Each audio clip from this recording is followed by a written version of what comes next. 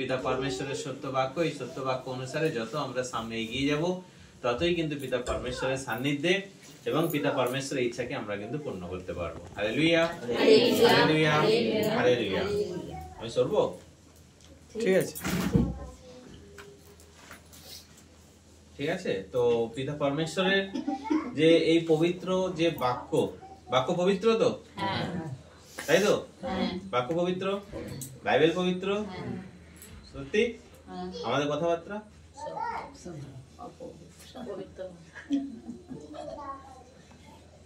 বলো, আমাদের কথাবার্তা পবিত্র, যা পবিত্র শাস্ত্রগ্রন্থের বাক্য সত্য, পিতা পরমেশ্বর সত্য, প্রভু যিশু সত্য, আমরাও সত্য, আমরাও সত্য। আমরা সত্য না? কেন ঘাবড়াচ্ছে কেন? এই সত্য, আমরা সত্য না, সত্য নয়, ঘাবড়াচ্ছে কেন বলো? কেন ঘাবড়িয়ে যাচ্ছে?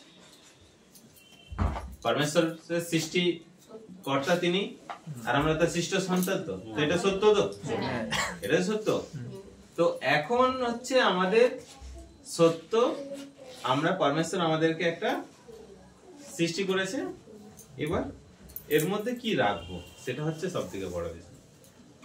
বাজার থেকে তুমি কলসি কিনে নিয়ে এসেছো, মেলা থেকে কলসি কিনে নিয়ে এসেছো, কুমোর বানিয়েছে, কলসি বানিয়েছে, এবার যে বিক্রি করছে, ঠিক আছে, সে নিয়ে এসেছে, নিয়ে এসে সে বিক্রি করে দিল। কে কিনলো? তুমি কিনলে, ঠিক, তুমি কিনলে।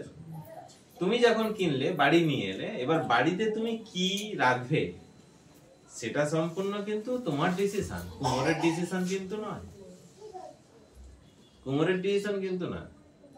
কিন্তু কুমোর যখন ওই কলসিটা বানিয়েছিল, সে কিন্তু এটা ভেবেই বানিয়েছে যে এটাতে কিন্তু জল রাখা হবে, সেই জন্য সে কিন্তু একটা কলসি বানিয়েছে। কিন্তু তুমি যদি সেই কলসিটা নিয়ে আসার পর তাতে যদি তুমি যদি অন্য কিছু জিনিস যদি রাখতে থাকো, তাহলে কি হবে? কেউ যখন তোমার বাড়িতে আসবে, যে কলসিটাকে জলের জন্য ব্যবহার করছে, সে যখন তোমার বাড়িতে এসে দেখবে কলসিটা যেটা কাজের দরকার সেই কাজে ব্যবহার করছো না, তাহলে তখন এসে কিন্তু তোমাকে বলবে, কথা শোনাবে। মানে কথা শোনাবে বলতে কি, তোমার কথা তো বলবে, এটা কেন, এর মধ্যে তো জল থাকা দরকার ছিল, তুমি কেন এটা রেখেছো? আমরা তখন কি বলবো? রেখেছি তো, কিছুই আসে না। তাহলে যে বলছে তারও কোনো কিছু যায় আসে না। কিন্তু একটা সময় কি হবে, একটা সময় কি হবে, আবার মনে করো সেকেন্ড টাইম আরেকজন এলো, সেও কিন্তু কলসিটাকে জলের জন্য ব্যবহার করে, তোমার বাড়িতে এসেছে। আসার পর আবার যখন তোমাকে আবার বলছে তুমি এই কলসিটাতে জল না রেখে তুমি অন্য কিছু জিনিস রেখেছো কেন, তখন তুমি কি বলছো? না, রেখে দিয়েছি এমনি, আমার ভালো লেগেছে রেখেছি। প্রথমে বললে কি তোমার কি অসুবিধা হচ্ছে, পরে বললো হয়তো যে আমার ভালো লেগেছে আমি রেখেছি, ঠিক আছে, কোনো অসুবিধা নেই, আবার চলে গেল। তৃতীয় ব্যক্তি যখন এলো, তৃতীয় ব্যক্তি এসেও কিন্তু সেম প্রশ্ন করেছে, সেও কিন্তু কলসিতে জল ব্যবহার করে, জল রাখে। আর আপনার বাড়িতে এসে যখন কলসির মধ্যে অন্য কিছু জিনিস রেখেছে, তখন তোমাকে কিন্তু আরো সুন্দরভাবে সাজিয়ে গুছিয়ে বললো, ও দিদি ভাই, কলসিটা তো এত সুন্দর কলসিটা, তাহলে তুমি এই মাটির কলসিতে জল ব্যবহার, জল না রেখে তুমি অন্য কিছু জিনিসকে কেন রেখেছো? তখন একটা অনুশোচনা আসবে যে বারবার কলসি নিয়ে কেন লোক একবার বারবারে বলছে। যদি তুমি কলসিটাকে অপ্রয়োজনীয় কাজেতে ব্যবহার করছো, তাহলে কিন্তু যখন তিনজন ব্যক্তি এসে যখন একই বিষয় নিয়ে তোমাকে বারবার বলছে, তাহলে আমাদের কিন্তু সচেতন হয়ে যাওয়া উচিত, আমি কিন্তু কাজ ভুল করছি,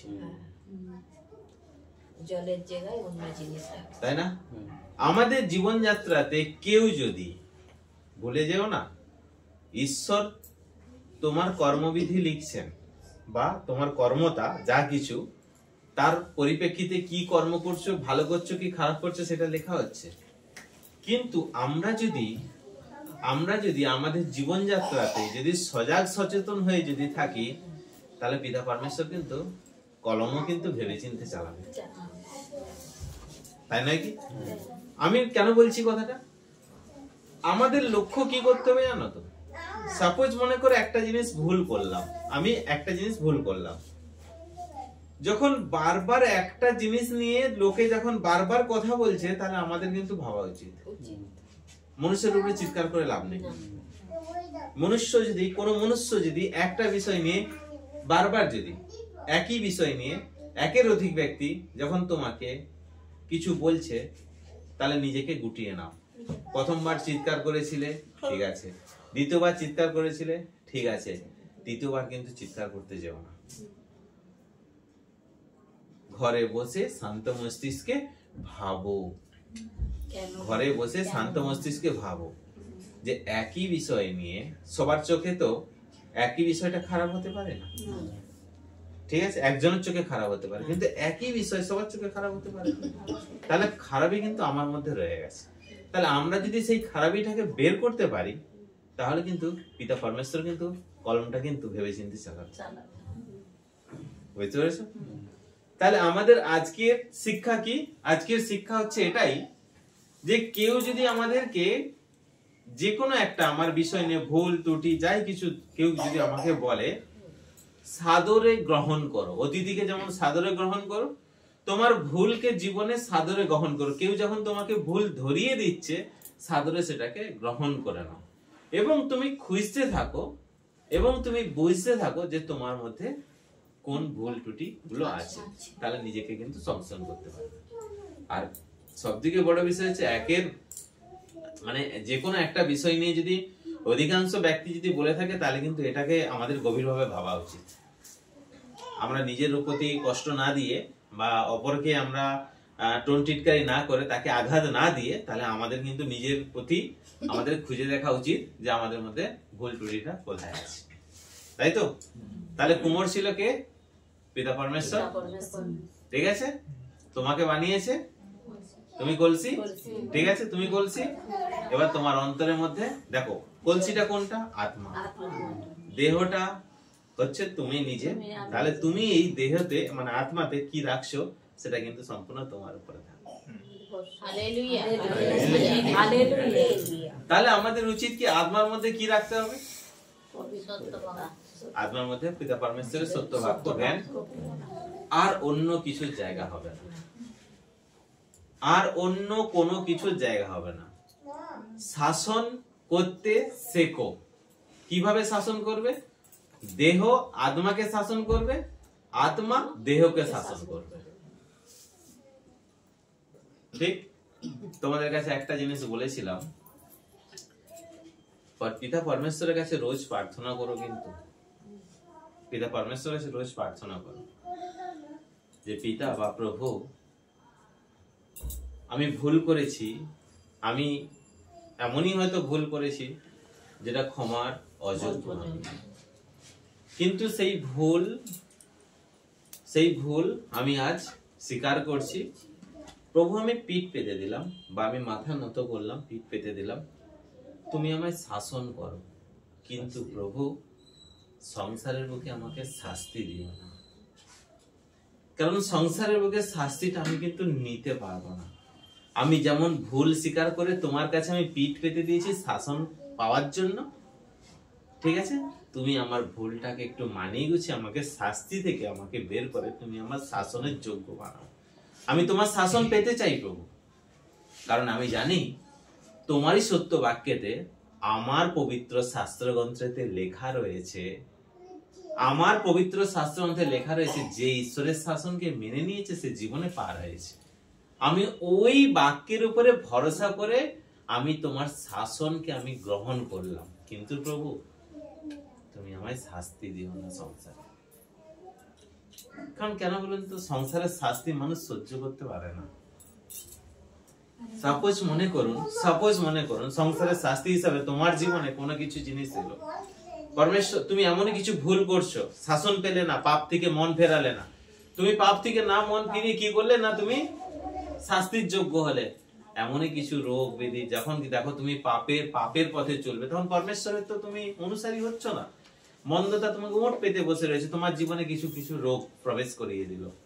তাহলে সেই রোগ জ্বালা থেকে তুমি যন্ত্রণা, আজ হসপিটাল, কাল ডক্টরের খানা, কাল বিছানা, কাল এটা ওটা চলতে চলতে আমি শাস্তির যোগ্য হয়ে গেলাম।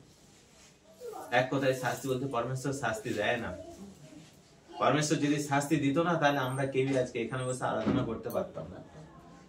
কিন্তু বিষয়টা কি জানেন, শাস্তির বিষয়টা হচ্ছে এটাই, পিতা পরমেশ্বর আজ তোমার মস্তকের উপরে হাত রেখেছে। এটা হচ্ছে গীত সংহিতা সুসমাচারে লেখাই রয়েছে।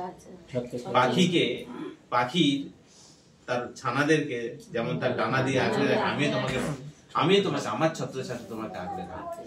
এই ছত্রছায়াটা আছে বলে কিন্তু আমরা আজকে সুরক্ষিত। কিন্তু এই ছত্রছায়া যখনই আমাদের উপর থেকে সরে যাবে, তখন কিন্তু ঈশ্বর শাস্তি নয়, ওই সরে যাওয়াটাই হচ্ছে আমাদের জীবনের শাস্তি।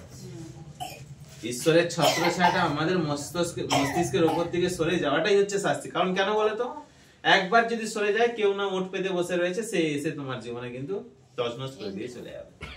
তাই সেই জন্যই বলছে শাসন, জীবনে যত তাড়াতাড়ি পারো, জীবনে যত, আমি আপনাকে 100% বলছি, আপনাকে দেখাতে হবে না, আপনাকে বোঝাতে হবে না, কোনো মনুষ্যকে, অবিশ্বাসীর কাছে আপনাকে দেখাতেও হবে না যে তুমি খ্রিস্টের অনুসারী হয়েছো। তুমি খ্রিস্টের অনুসারী হয়ে তুমি আগে তোমার নিজের আত্মাকে বোঝাও, তারপরে অপর আত্মাকে বোঝাতে যাবে। আগে নিজের আত্মাই বুঝতে পারলো না প্রকৃত অনুসারী কি, প্রকৃত অনুসারী কি, প্রকৃত সত্য বাক্য কি, প্রকৃত সত্য জ্ঞান কি, আমরা কাকে দেখাতে যাব, কাকে বোঝাতে যাব, কাকে টেনে আনতে যাব। আমি দুটো মানুষকে আমি টেনে সত্যের পথে আমি নিয়ে এলাম, কিন্তু আমার আত্মা আমার দেহকে বোঝে না, আমার দেহ আমার আত্মাকে বোঝে না, তাহলে সেখানে কি হবে, সেখানে কি হবে বল। সেই জন্যই বলছে ঈশ্বরের শাসন, শাসন শাস্তি নয়। শাসন মানে কি জানো, হয়তো তোমাকে কড়া ভাবে কথা বলবে, হয়তো তোমাকে কড়া ভাবে পরিচালিত করবে, হয়তো তোমাকে এটা করা যাবে না তো যাবে না, মানে উঁচু ভলিউমে কথা বলবে, এগুলো হচ্ছে শাসন। আর শাস্তি মানে প্রহার করা। যে সন্তানকে এত কষ্ট করে, যার জন্য, যার ভালো থাকার জন্য, ঠিক আছে, পাঁচটা দিন রাত এক করে সবকিছু সৃষ্টি বানালো, তারপরে তোমাকে বানিয়েছে, এত চিন্তা করা, এত ভালোবাসা, এত প্রেম থাকার পরে আমার মনে হয় না যে আমার পরমেশ্বর তোমার উপরে আঘাত করবে বা পারে। কিন্তু সবথেকে বড় বিষয়টা হচ্ছে আমাদের কর্মতার দরুন, এই যে পরমেশ্বরের যে তার যে ছত্র ছায়া থেকে, সেই ছত্র ছায়াটা আমাদের জীবন থেকে যখনই সরে যাবে, তখনই তুমি শাস্তির সম্মুখীন হয়ে গেলে,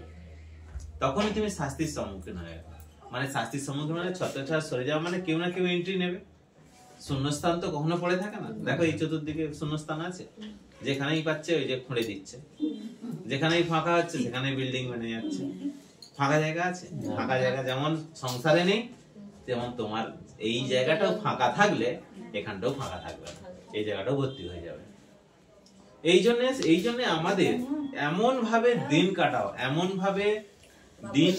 ভাবে চলো, এমন ভাবে প্রস্তুত হও, তোমার আত্মা যেন দেহকে শাসন করতে পারে।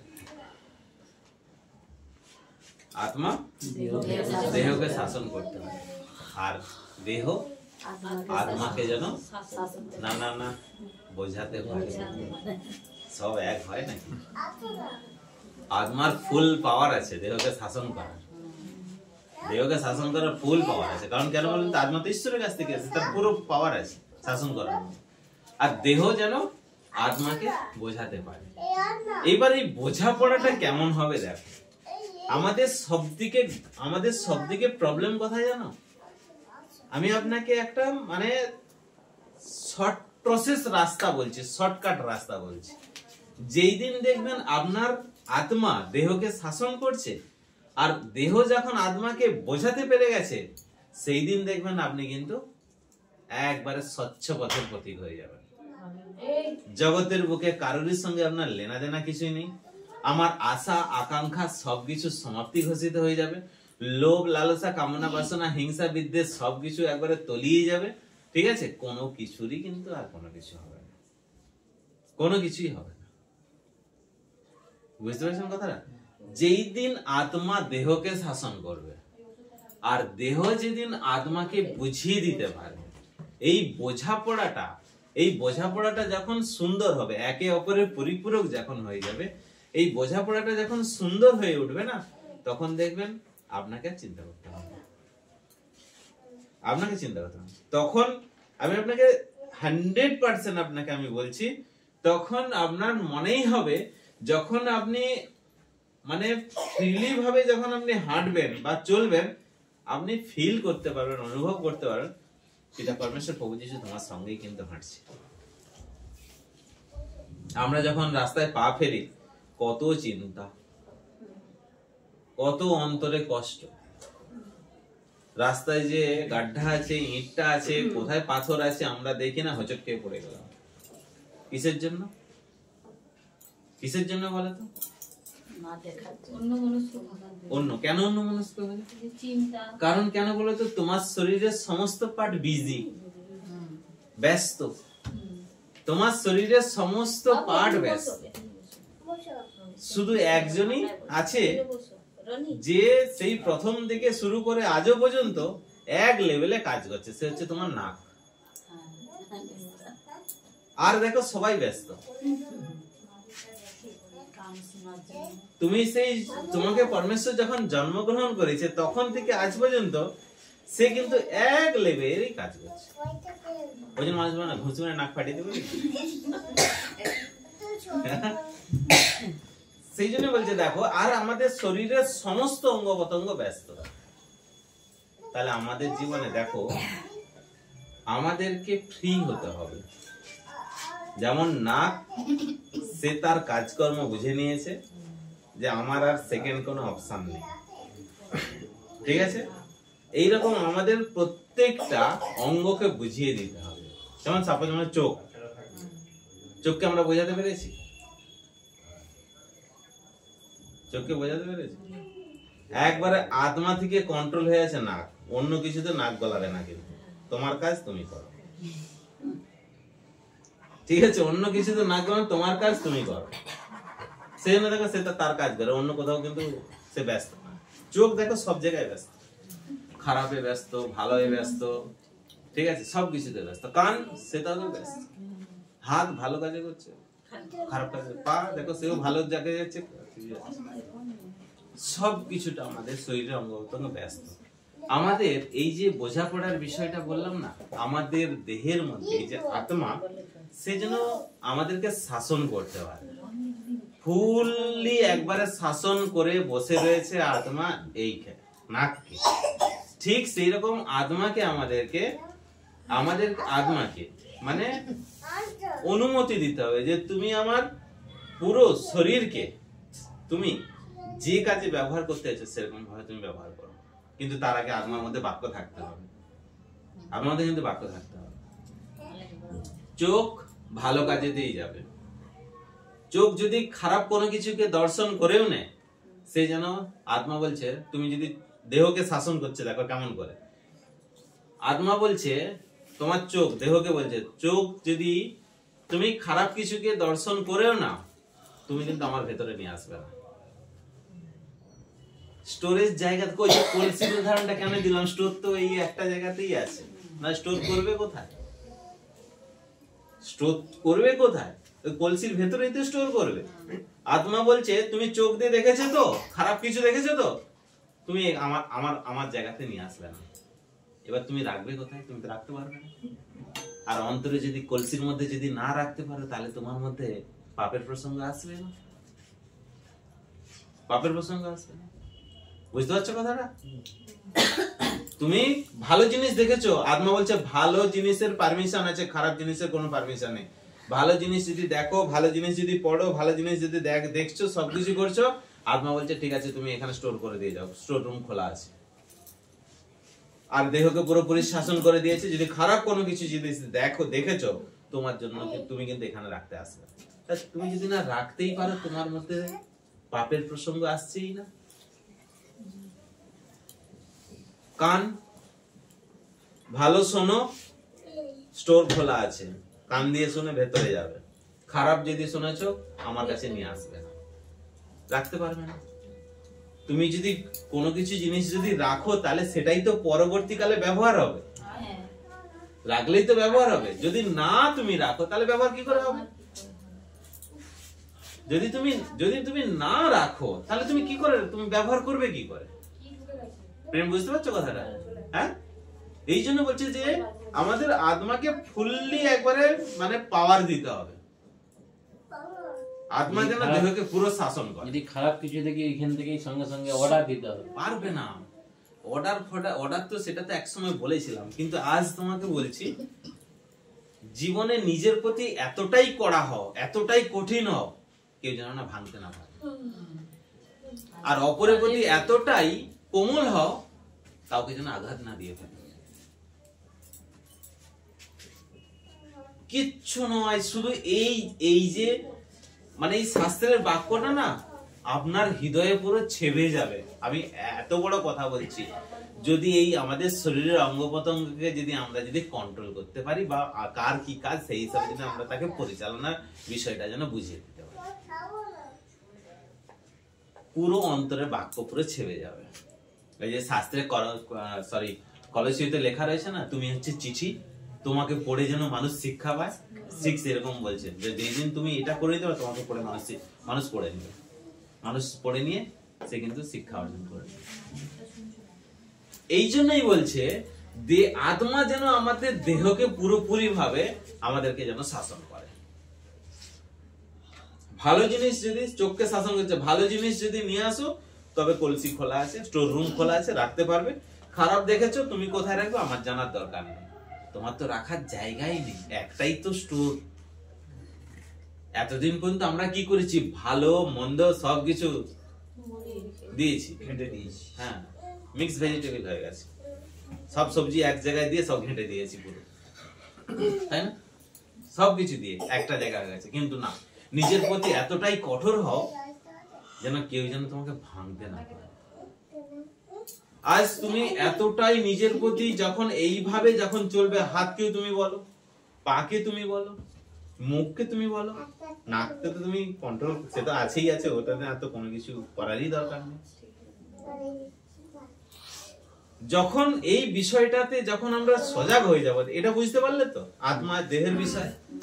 এবার দেহ এবার আত্মাকে বোঝাচ্ছে। দেখো দেহ কি করে বোঝাচ্ছে, দেহ কোন দিন বোঝাবে। ওর আবার দেহর আবার বলছে আমি প্রত্যেকদিন ডিউটি করতে পারবো না, আত্মা বলছে 7 দিন তুমি ডিউটি করো, আত্মা বলছে আমি 7 দিন ডিউটি করবো, দেহকে আমি শাসন করব। আর দেহ বলছে আমি প্রত্যেকদিন ডিউটি করতে পারবো না, হ্যাঁ?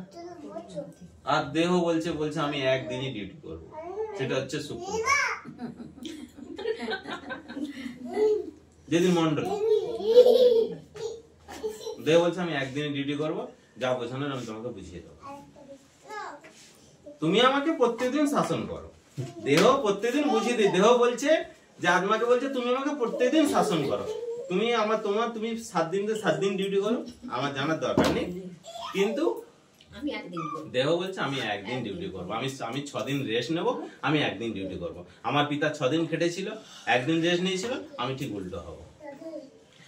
দেহ বলছে আমি ঠিক উল্টো, আমি একদিন কাজ করবো, 6 দিন রেস্ট নেবো। ঠিক আছে, একদিন। এবার কাজটা কিরকম ভাবে করবে দেখো। দেহ এবার আত্মাকে বোঝাচ্ছে, দেহ এবার বলছে আজ মন্ডলীতে গিয়ে না এটা শুনেছি, এটা জেনেছি, এটা বুঝেছি, এটা কিন্তু আমি তোমার কাছে গচ্ছিত করে দিয়ে গেলাম।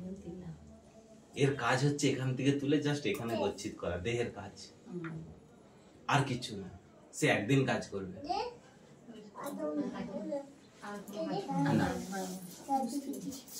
আর কিছু। এইবার তো হবে তো তোমার শরীরের পুরো অঙ্গ প্রত্যঙ্গ যে কাজ করবে, সে তো শাসন করে করে আত্মা চালাবে, সে তো আত্মা চালাবে। বুঝতে পারছো না বিষয়টা? হ্যাঁ, দেহ আর আত্মার বিষয়টাকে যদি এই কনসেপ্টটা যদি ক্লিয়ার হয়ে যায় না, আমি তোমাকে 100% বলছি, কেউ তোমাকে পাপে নিয়ে যেতে পারবে না। কেউ তোমাকে পাপে নিয়ে যেতে পারবে না। কারণ স্টোর রুম যদি তুমি বন্ধই হয়ে যায়, আত্মা বলছে, আত্মা আর দেহের সঙ্গে কিন্তু পুরোপুরি ভাবে একটা ডিল তৈরি হয়ে গেছে। আত্মা আর দেহের সঙ্গে পুরোপুরি ডিল তৈরি হয়ে গেছে। সে বলছে, দেহ বলছে আমি একদিন কাজ করব, ঠিক আছে, আমি 6 দিন রেস্ট করব, আমি অত খাটতে পারবো না। আমি শুক্রবার মন্ডলীতে যাব, এখান থেকে যা সঞ্চয় করব আমি কলসি থেকে জমা করে দেবো, কারণ এখানে তো খারাপ প্রসঙ্গ তো কিছুই আসছে না।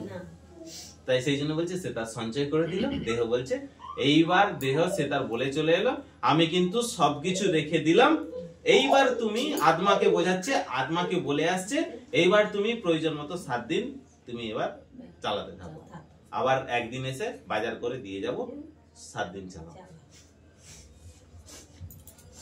বুঝতে পেরেছো? বিষয়টা বুঝতে পারলে? এই বোঝাপড়াটা যেই দিন আপনার জীবনে সম্পূর্ণ হবে সেই দিন নতুন নিজেকে দেখবে। এই বোঝাপড়াটা যেই দিন সম্পূর্ণ হয়ে যাবে সেই দিন নিজেকে নতুন রূপে দেখবে,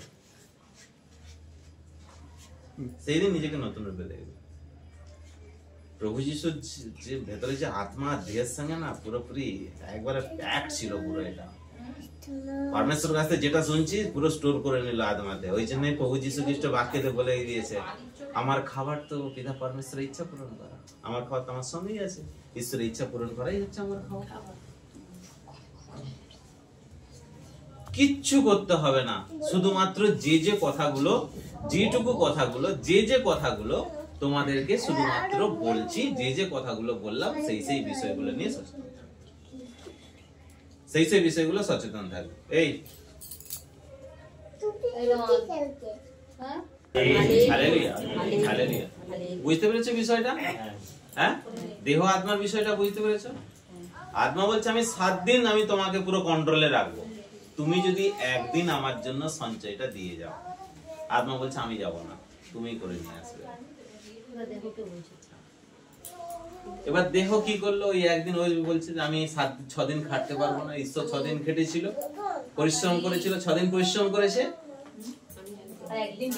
আর কি করেছে? একদিন বিশ্রাম নিয়েছে। মানে সে 5 দিন প্রকৃতির সৃষ্টি করলো, একদিন মনুষ্যকে সৃষ্টি করলো, একদিন বিশ্রাম নিয়েছে। আত্মা ওই দেহ বলছে আমি একদিন পরিশ্রম করব, ঠিক আছে, আর 6 দিন বিশ্রাম। এবার দেহ হচ্ছে একদিন কিভাবে পরিশ্রম করবে? কান, চোখ, নাক, মন, অন্তর সব দেহ পুরো ব্যালেন্সে এখানে থাকবে। বলে যাও না একদিন, এই একদিন যদি কাজ করতে পারো বেতন প্রচুর, বেতন প্রচুর। একদিন বসে খাবে, একদিন কাজ করবে। হ্যাঁ, একদিন যদি কাজ করতে পারো, এই একদিনের সঞ্চয়টা হচ্ছে আমাদের জীবনের সব থেকে বড় জিনিস। দেহ এবার বলছে যে আমি তোমাকে বুঝিয়ে দিয়ে গেলাম, আমি আজকে কিন্তু এখানে এটা শুনেছি, আমি তোমার কাছে রেখে দিলাম। মানে আমি, হ্যাঁ, দেহ বলছে আত্মাকে মানে এটা বলছে। পুরো আপনি যে বলছেন যে কথাটা, ধরুন এই যে পয়েন্ট শুনছি এক একটা, এগুলো বলতে হবে মানে আত্মাকে যে এই এটা শুনেছি, এটা তোমার কাছে সঞ্চয় রাখছে। হ্যাঁ, দেহের এটার মধ্যে এই যে বডির মধ্যে দুটো পার্ট, দেহ আর আত্মা। এবার এদের দুজনের মধ্যে কথোপকথন চলছে, সংলাপ চলছে। দেহ বলছে আমি আজকে যা কিছু শুনে নিয়েছি, আজকে এটা কিন্তু শুনেছি। কি শুনলাম? মনে করো কি শুনেছি? না, আজকে এই বাক্যগুলো শুনেছি, আমি তোমার কাছে রেখে দিলাম। ঠিক আছে, রেখে দিল। আত্মা বলছে ঠিক আছে, রেখে দিয়েছো, ভালো করেছো, ঠিক আছে। এবার এর কিন্তু শাসন, আত্মা কি করবে? শাসন। এ কিন্তু কড়া ভাষায় কথা বলবে, মানে কড়া ভাষা বলতে কড়া ল্যাঙ্গুয়েজ তুলবে, মানে ল্যাঙ্গুয়েজ গুলো পুরো গম্ভীর হবে, ঠিক আছে। শাসন মানে সে বকাবকি চলবে, সবকিছু চলবে, ঠিক আছে। এ কিন্তু এসে বলছে যে আমি, এ কিন্তু খুব নরম। এ এসে বলছে যে আমি আজকে এই বাক্যটা শুনেছি, আমি তোমার কাছে রেখে দিলাম, ঠিক আছে। আত্মা বলছে ঠিক আছে, আমি কিন্তু 1 সপ্তাহ তোমাকে যেভাবে নিয়ে যাব সেভাবেই কিন্তু চলতে হবে, ঠিক আছে। এবার কি হবে? না, এবার এদের দুজনের মধ্যে যে বোঝাপড়াটা, এই বোঝাপড়াটা যখন এতটাই সুন্দর হবে, তখন কিন্তু দেখবে মনুষ্য কিন্তু অনায়াসে, আজ যেমন মনুষ্য অনায়াসে পাপের দিকে ধেয়ে যায়, কাল কিন্তু পারবে না। পারবে না মানে একদমই পারবে না, একদমই পারবে না। বোঝা গিয়েছে বিষয়টা? কারো কিছু অসুবিধা দেহ আর আত্মার বিষয়ে যদি কিছু বুঝতে যদি না পারো অবশ্যই কিন্তু বলো, যদি কিছু না পারো। আমি তারপরে বাক্যতে আসবো। আমাদের মেন প্রসঙ্গ কিন্তু এটা। আমি 100% বলছি, যেদিন দেহ আত্মার সঙ্গে এই বোঝাপড়াটা সম্পূর্ণ হয়ে যাবে না, সেই দিন থেকে দেখবে বাইবেলের বাক্য তোমার হৃদয়ে না একটার পর একটা ছাপতে শুরু, মানে কি প্রিন্টিং হয় যেমন ছেপে যায় সাদা কাগজে, তুমি মনে করো তোমার পুরো দেহটা, তোমার অন্তর পুরো সাদা হচ্ছে, এবার সাদা কাগজ তৈরি হয়ে গেল। এবার কি হবে না, একটার পর একটা পুরো প্রিন্ট হতে শুরু হবে, ছেপে যাবে পুরো একটার পর একটা। বুঝতে পেরেছো কথাটা? বোঝা গিয়েছে? Hallelujah, hallelujah, hallelujah. আমরা প্রত্যেকে দ্বিতীয় থিসলনিকীয় সুসমাচারে আছি। দ্বিতীয় থিসলনিকীয় সুসমাচার পেজ নাম্বার 293, পেজ নাম্বার 293, পৌলের লেখা একটা সুন্দর চিঠি, যেটা দ্বিতীয় থিসলনিকীয় সুসমাচারে আমরা প্রত্যেকে পাই, যেখানে লেখাই রয়েছে যে 3 অধ্যায়তে লেখা রয়েছে যে অলসতার বিরুদ্ধে, বা তার আগে রয়েছে প্রার্থনার জন্য অনুরোধ, তারপরে রয়েছে হেডলাইনে যে অলসতার বিরুদ্ধে। তাহলে এই অলসতার বিরুদ্ধে ক্ষেত্রে আমি বলছি 3 অধ্যায়ের আমি বাক্য নিচ্ছি 11 থেকে 293 পেজ। 293 পেজ, সুন্দর একখানা পৌলের চিঠি, যেখানে আমরা প্রত্যেকে পাই। পেয়েছি সবাই? হ্যাঁ, হালেলুয়া, হালেলুয়া, হালেলুয়া। আমরা শুনতে পাচ্ছি তোমাদের মধ্যে কেউ কেউ অলস ভাবে চলছে আর একেবারে কাজকর্ম করছে না, একেবারে কাজকর্ম করছে না। ঠিক আছে, আমি এই বাক্যটা নেই, তারপরে নিচের দিকে আসবো। আমরা শুনতে পাচ্ছি তোমাদের মধ্যে কেউ কেউ অলস ভাবে চলছে আর একেবারেই কাজকর্ম করছে না। বুঝে গিয়েছো? তাহলে কি কাজ করব? কি কাজ করব? আমি শুনতে পাচ্ছি অনেকেই, আমি শুনতে পাচ্ছি তোমাদের মধ্যে কেউ কেউ অলস ভাবে চলছে, একেবারে কাজকর্ম করছে। আচ্ছা, এই কাজকর্ম বলতে আমরা প্রথমেই বুঝে যাই ঈশ্বরের কাজটা খুব ভালো কাজ।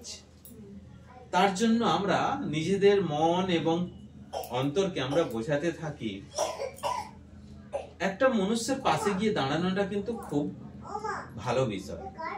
আপনার বাড়িতে কেউ যদি অভাবী মনুষ্য আসে, সেই মনুষ্যটাকে খাবার দেওয়া, তার পরনে বস্ত্র তুলে দেওয়া, বা তার যা কিছু অভাব আছে তার সেই অভাবের পাশে গিয়ে কিছুটা সংখ্যক আমরা যাতে দাঁড়াতে পারি, এটার মধ্যে দিয়ে আমরা বুঝতে থাকি যে আমরা কিছু একটা ভালো কিছু কর্ম করছি। বেশ ভালো জিনিস, কর্ম করতে থাকুন, আমি এখানে আপনাদেরকে বাধা দিচ্ছি না, কারণ এটা আমাদের প্রত্যেকটা মনুষ্যের প্রতি আরেকটা মানুষের দায়িত্ব এবং কর্তব্য। এটা আমাদের বুঝে থাকা উচিত, বোঝা উচিত। তোমার দরজাতে একজন মানুষ এসে কড়া কেন নাড়ছে? কেন নাড়ছে? আগে বুঝে দেখো। আমার দরজায় কড়া নেড়েছে মানে কি? আমি বুঝলাম কেউ একজন এসেছে। যখন দরজা খুলে দেখলাম সেই মনুষ্যটা একজন অভাবী মানুষ, তখন আমি কি মনে করি যে ঈশ্বর আমাকে দিয়েছে বলেই আজ দরজা গড়ায় কেউ কড়া নাড়তে এসেছে। ঈশ্বর তোমাকে দিয়েছে বলে অহংকার নয়। শাস্ত্রেতে লেখাই রয়েছে এক শ্রেণীর মানুষের কাছে কিছু স্টক থাকবে, কিছু দেয়া থাকবে, আরেক শ্রেণীর মানুষ অভাবের মধ্যে থাকবে। একজন মনুষ্য যাতে নিজের হাতে সৎকর্ম করতে পারে তার জন্য সে কি করলো না, তার কাছে স্টক ছিল, সেখান থেকে সে প্রদান করতে পারে। এখানে কিন্তু অহংকার নেই, কিন্তু আমরা কিন্তু অনেকে অহংকার করে ফেলি, এটা কিন্তু ভুল। এই জন্য আত্মার আর দেহের বোঝাপড়াটা খুবই দরকার। ব্যালেন্স নিয়ে আসার জন্য আত্মার এবং দেহের বোঝাপড়াটা খুবই দরকার। তো সেই ক্ষেত্রেতে আজকে ওই দরজায় যখন কেউ টোকা মারছে, দরজা খুলে যখন দেখলাম অভাবী মানুষ, তখন আমরা তার অভাবটা পূরণ করার চেষ্টা করি। ঠিক আছে, আমরা অভাবটা পূরণ করার চেষ্টা করি। কিন্তু এখানে এটা একটা যেমন কর্ম করলাম, একটা ভালো কর্ম করলাম, যে কর্মতে আমার অন্তর শান্তি পায়, সেই কর্ম করো। যে কর্মেতে তোমার আত্মা উল্লাসিত মানে গর্ব অহংকার করে, সেই কর্ম করতে যেও না। সাপোজ মনে করুন আপনার দরজাতে কেউ কড়া নেড়েছিল, একজন এসে বলছে মা আমাকে আমার বাড়িতে কিছু এই শীত পড়েছে, কিছু আমাকে বস্ত্র দাও না, তোমার যদি কিছু থাকে। সে তোমার কাছে কি চেয়েছে? কি বস্ত্র চেয়েছে? শীতের বস্ত্র চেয়েছে তো? হ্যাঁ, শীতের বস্ত্র চেয়েছে। আমাদের যেটা প্রয়োজন বা যেটা আমরা ব্যবহার করি সেটা তো দেই না। যেটা পুরানো হয়ে যায় সেটা তো দেই, সেটা দেই তো, নতুনটা দেই না তো, পুরানোটাই দিয়ে দেই। তাহলে এখানে তুমি চিন্তা করে দেখো, যে অভাবী মানুষ আসছে সে তোমার পরা জিনিস নিয়ে গিয়ে সে পড়ছে, তাই না? অভাবী মানুষের মানসিকতা দেখো, অভাবী মানুষের মানসিকতা দেখো। আর তোমার কাছে যখন আছে, তোমাকে যদি একটা পরা জামা যদি তোমাকে দেয়া হয়, তুমি পরবে?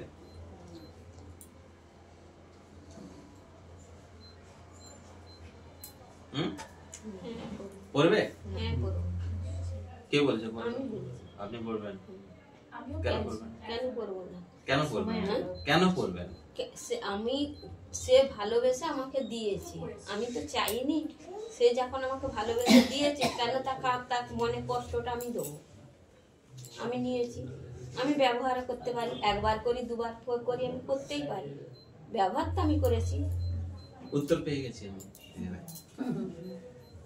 যে জিনিস আমার ভালো লাগবে না তাকে আমি আগলে রাখবো, এক দুবারের জন্য ভালোবেসে পড়বো না।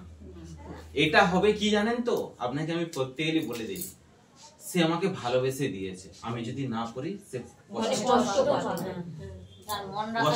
মন রাখার জন্য আমি পড়ছি।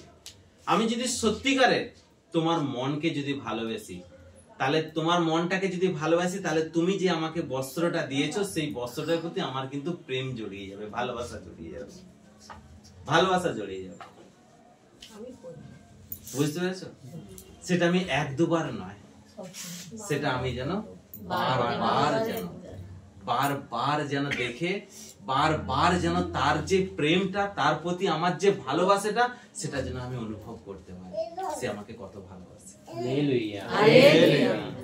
কিন্তু এক দুবার নয়, এক দুবার ক্ষেত্রে বিশেষে কি হয় জানেন তো, এবার যখন ওই এক দুবার পরার পর, আপনি এবার আপনাকে বলি, এক দুবার পরলেন তো, শাড়িটা পুরানো হয়ে গেল, ছিঁড়ে গেল, এরপর ওর সঙ্গে আমরা কি ব্যবহার করি?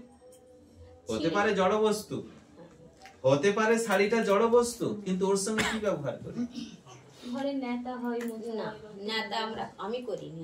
ছিঁড়ে গেছে, সেটাকে হলে আমি কোনো জিনিসে রেখে দিই, সব পড়ে রয়েছে, পড়েই রয়েছে। ছিঁড়ে গেছে আর কি করবো, তাকে তার পরা যাবে না। এই জন্যই বলছি যে একটা কোনো কিছু জিনিস কেউ যখন তোমাকে দিয়েছে, তার সম্পূর্ণ ভালোবাসাটা ওতে জড়িয়ে গেছে, ঠিক আছে? এক দুবারের জন্য নয়, এক দুবারের জন্য নয়, তুমি তাকে আগলে রেখো। হতে পারে সেই জড় বস্তু, কিন্তু সে কথা বলে, সে কথা বলে। কথা কি করে বলে জানেন? কথা এইভাবেই বলে, যখন তুমি তাকে আঁকলে ধরে রেখে তাকে যখন তুমি অনুভব করবে, তার প্রতি তোমার রেসপেক্ট, শ্রদ্ধা, ভালোবাসা অনেক বেড়ে যাবে। তখন সেই জিনিসটা মনে হয় আজকে আপনার দরজা গোড়াতে যে এসেছে, সে কিন্তু আপনাকে বলছে মা পরা শাড়িটা হোক দাও না, পরা কিছু যদি ছেঁড়াছড়ি কিছু যদি তোমার সোয়েটার ফোয়েটার থাকে সেটা দাও না, তোমাকে ভালো জিনিস চায় না, তোমাকে ভালো জিনিস চায় না। আমরা কিন্তু তাকে সেই পুটুলে বেঁধে রাখা সেই 2 বছর 3 বছর আগে থেকে তার মধ্যে আবার বাঁচতে শুরু করি, কোনটা দেব কোনটা রাখবো। এতদিন কিন্তু রেখে দিয়েছিল, কাপড়ে বেঁধে রেখে দিয়েছিল, তার মধ্যে আবার বাঁচতে শুরু করি, কোনটা দেব কোনটা রাখবো। এইরকম করো না, যদি দেয়ারই থাকে দিয়ে দাও, না, তোমার যদি তুমি ভালো যদি দিতে পারো অবশ্যই দাও, যদি দেওয়ারই থাকে তাহলে সব দিয়ে দাও, সুন্দর মনেতে দিয়ে দাও, ঠিক আছে? তোমার হয়তো পরনের জিনিস, আমি সাপোজ একটা জিনিস মনে করি, আমি একটা জিনিস বুঝি, একটা জিনিস তোমাকে আমি বলি, যেমন সাপোজ তুমি মনে করো তোমার সোয়েটারটা বা তোমার জামাটা খুব প্রিয়, ছাড়তে তোমার মন চায় না, কিন্তু তোমার পরনে হয় না, পরনে হয় না, কিন্তু তখন যখন দেওয়ার সময় আমি চেয়ে নাও, কিছু কথা বলে দেই কি? বলি না, এটা না আমার খুব প্রিয় জিনিস, আমার পরনে হয় না, আমি তোমাকে দিচ্ছি, তুমি কিন্তু পরো, আমরা এইভাবে বলে দিই, তুমি কিন্তু পরো। এই তো আর যখন পড়তে দেখেছি তাহলে খুব ভালো লাগে, খুব আনন্দ খুব ভালো লাগে লাগে যে আমার দেওয়া জামাটা আমার হয় না, ওকে দিয়ে দিয়েছি। হতে পারে, দেখো আমি বলি যে হতে পারে আমাদের মধ্যে, আমি কেন এতগুলো কথা বলছি জানো তো, আমাদের মধ্যে নতুন পুরানোর ভেদাভেদ, আর গরিব ধনীর ভেদাভেদ, আর ভালো মন্দের ভেদাভেদ, এই যে জিনিসগুলো থেকে আমাদেরকে কিন্তু সরতে হবে। আসিমা, তো বুঝছো না বুঝছো নি? বুঝছো? আচ্ছা, হালেলুয়া, হালেলুয়া। তাহলে এখানে বলে এই যে কাজকর্মের প্রসঙ্গে যেটা বলতে গেলাম, আজকে কেউ দরজায় কড়া নাড়ছে, তুমি বলছো অভাবী মানুষ, নিজের দরজায় কোনোদিন কড়া মেরে দেখেছো যে তুমি কতটা অভাবী? নিজের দরজায়, এই জন্যই আমি আজকে পৃথক করে দিলাম তোমাদের আত্মা থেকে তোমাদের দেহকে, তোমাদের আত্মা থেকে তোমাদের দেহটাকে পৃথক করে দিলাম মেন্টালিটি ভাবে। আমি তো পারবো না শারীরিক ভাবে, একমাত্র পারবে ঈশ্বর, কিন্তু তিনিও এত তাড়াতাড়ি করবেন না, কারণ পরমেশ্বর এখন 1000 বছরের আয়ু দিয়েছে, ঠিক আছে? কি হায়, ওই কপাল কি আছে আমার? কেন ভাববো ওটা? আমি কেন ভাববো? মানুষ স্বপ্ন দেখে দেখে কত বছর বেঁচে যায় না? মানুষ স্বপ্ন দেখে দেখে কত বছর বেঁচে যায়। সেই জন্যই বলছে, আমি কেন বলবো যে আজকে 100, 170, 50, 60, আমার পরমেশ্বর যেটা দিয়েছে আমি সেটাই বলবো। পরমেশ্বর তোমাকে 1000 বছর দিয়েছে, এরপরে কি হবে সেটা আমি জানি না, কিন্তু এটা হচ্ছে সবথেকে বড় বিষয়, এটা হচ্ছে আমাদের সবথেকে বড় বিষয়, একটা জানকারি নেওয়ার হচ্ছে বিষয়, যেটা এই যে কাজকর্মের বিষয়ে আজকে। সেই জন্য বলছে দেহ আর আত্মা, এই দুটো জিনিসকে যখন আমি আলাদা করলাম, সেপারেট, এদের কাজকর্মগুলোকে যখন আলাদাভাবে বুঝিয়ে দিলাম, এরা যেন এসে দরজায় কড়া নাড়তে পারে। যদি এক হয়ে থাকো, সবাই যদি ঘরের ভেতরে থাকে, দরজার বাইরে গিয়ে কলিং বেলটা কে মারবে? হ্যাঁ, সবাই যদি ঘরের ভেতরে থাকে তাহলে কলিং বেলটা কে মারবে? কলিং বেলটা প্রেস করবে কে সেখানে গিয়ে? এই জন্যই এদের দুজনকে আলাদা করে দেয়া হবে। দেহ যখন আত্মার মধ্যে প্রবেশ করতে চাইছে, সেই জন্য কলিং বেল প্রেস করতে পারে, আর কোড়া নাড়তে পারে। কি 7 দিন আগে যে খাবারটা দিয়ে গেছিলাম আছে তো? আত্মাকে জিজ্ঞাসা করছে, 7 দিন আগে যে খাবারটা দিয়ে গেছিলাম আছে তো? বাইরে থাকা ব্যক্তি ভেতরে ব্যক্তিকে জিজ্ঞাসা করছে, ভেতরে থাকা ব্যক্তির উত্তর বলছে না না, সবকিছু সমাপ্তির পথে এসে গিয়েছে, আবার তুমি কিন্তু নিয়ে এসো। বলছে ঠিক আছে, আমি 2 দিন পর আবার আসবো। বুঝতে পারলে? তাহলে এই জন্যই তোমাদের অন্তর আর মানে ওই আত্মা আর দেহকে একটু আলাদা করে দেয়া হয়েছে, দুজন ব্যক্তি হিসেবে দাঁড় করে দেয়া হয়েছে, দুজন ব্যক্তি হিসেবে দাঁড় করে দেয়া হয়েছে।